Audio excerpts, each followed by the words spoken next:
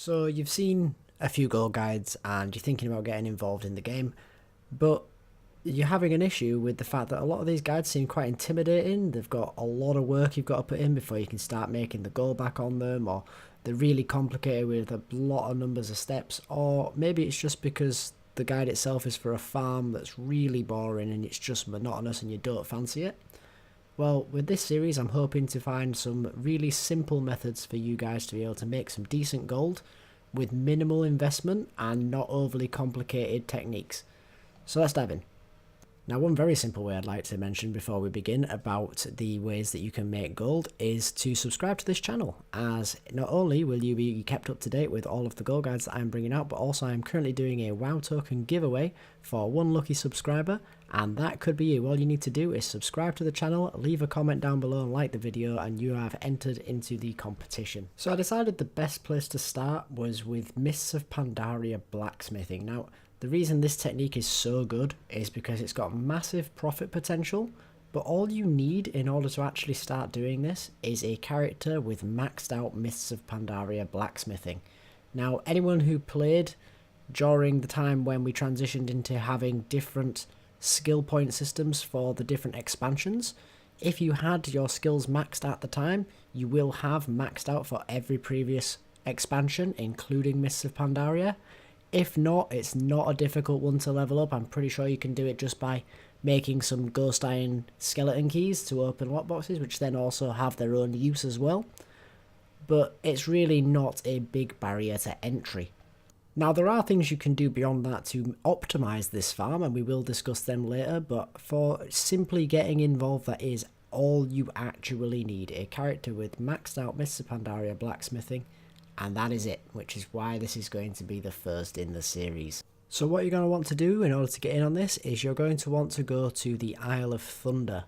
Now, when you are on the Isle of Thunder, we need to simply kill a mob and get a drop from him. And because this is Mr. Pandaria content, the mob is very simple to kill if you're at a high level. You just run up and hit him.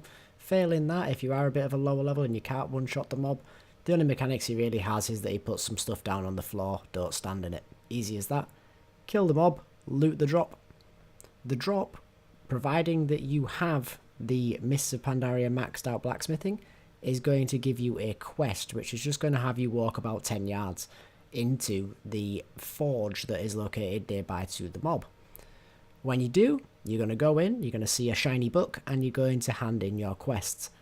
At that point, you will receive a lot of recipes for different pieces of transmog that you can craft with blacksmithing. Now, these are what are going to make us our money.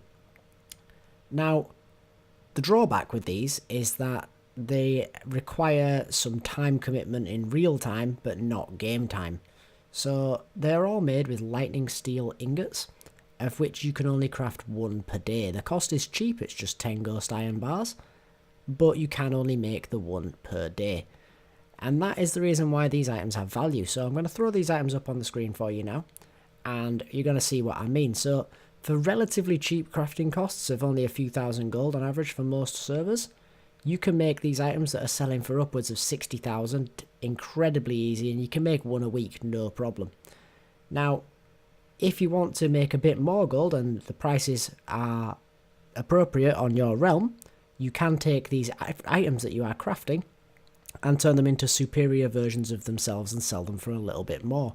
This is also going to help with increasing your sales, because a lot of people aren't willing to put in the time required in order to get the recipes and craft the higher levels of these items, and as a result you won't have as much competition, especially when most of the market is going to be people who just want to cap out their wardrobes and get all of the appearances.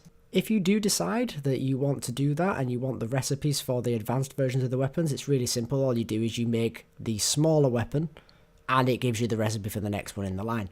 Now, the smaller weapon is one of the materials for the next stage, and there are 3 stages to each of the weapons, as you'll be able to see when I've put them up on the screen for you here.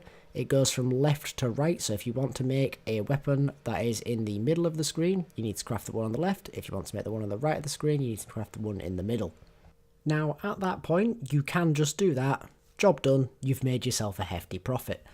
But if you do want to optimize a little bit further, we can look at how you're going to be able to get the materials to do this crafting. So you can, of course, just buy these materials off of the auction house. Because they're relatively cheap, you're still going to have a massive profit margin. It is the quickest and therefore the simplest, and also will result in the least time that you have to spend doing this farm.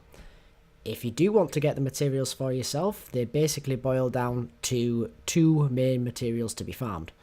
There is Ghost Iron and there is Spirits of Harmony, and we're going to go on to talk about each of those now. Now, in terms of efficient farming of these materials, I have already done a video on a Mr. Pandaria multi-material farm, and I'll link that in the description for you below. That is what I would recommend for the gathering of these materials, but it is not the simplest method, so the ones we're going to talk about here are by far the simplest methods of gathering these materials.